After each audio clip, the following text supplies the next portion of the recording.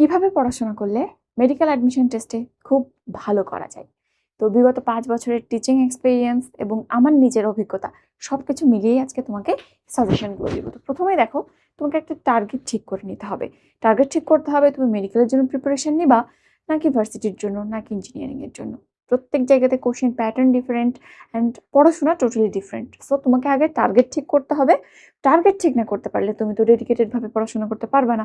দ্বিতীয়ত, যেখানে তুমি প্রিপারেশন নেওয়ার সিদ্ধান্ত নাও তার প্রশ্ন প্যাটার্নটা জানতে হবে। কোন সাবজেক্ট থেকে প্রশ্ন হয়, কি রকম প্রশ্ন হয়, এজন্য আমাকে কি কি পড়তে হবে, কোন কোন বই পড়তে হবে, কিভাবে পড়তে হবে, এই ধারণাটা তোমাকে সবার থেকে বেশি এগিয়ে দিবে। তো প্রশ্ন প্যাটার্ন সম্পর্কে ধারণা পাইলাম। এরপর তোমার যেটা অ্যানালাইসিস করতে হবে সেটা হচ্ছে কোশ্চেন ব্যাংক অ্যানালাইসিস বা প্র্যাকটিস।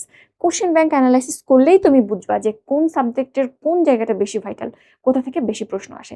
কারণ আলটিমেটলি প্রথমবার তুমি যখন পড়ছো সবকিছু পড়তে পারবা, বাট রিভিশনের সময় বা সেকেন্ড টাইম থার্ড টাইম পড়ার সময় সবকিছু তো পড়তে পারবা না।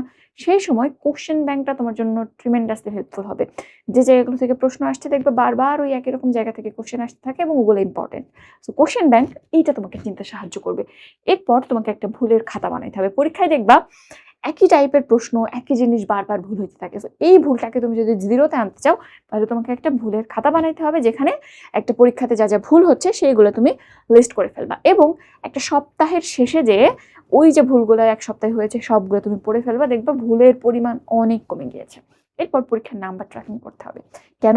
কারণ তোমার অ্যাকচুয়ালি পড়াশোনা কতখানি হচ্ছে, কিভাবে ইমপ্রুভমেন্ট হচ্ছে, সেইটার সব থেকে ভালো একটা আইডিয়া দিতে পারে তোমার এক্সামের মার্কস। সো এইখানে তুমি অবশ্যই প্রত্যেক দিনের মার্কসটা ট্র্যাক করবা, পরের দিনে বা তারপরের দিনে আগের দিনের সাথে মিলিয়ে ভালো হচ্ছে নাকি খারাপ হচ্ছে, অন্যদের তুলনায় পজিশনটা কেমন আসছে। কারণ এক্সামের মার্কস অনেক কারণে বাড়তে পারে, কমতে পারে। একটা সাবজেক্ট হয়তো তোমার কাছে কঠিন, মার্ক কমতে পারে। কোশ্চেন কঠিন হয়েছে, কমতে পারে। এই জন্য সবার সাথেও তুলনা করতে হবে এবং নিজের আগের দিন পরের দিনের সাথেও কিন্তু মার্কসটা তুলনা করতে হবে। এবার ফোন কন্ট্রোল করতে হবে। এখন আমাদের সব থেকে বড় শত্রু মনে হয় এই ফোন, আবার সব থেকে বড় বন্ধুও বটে।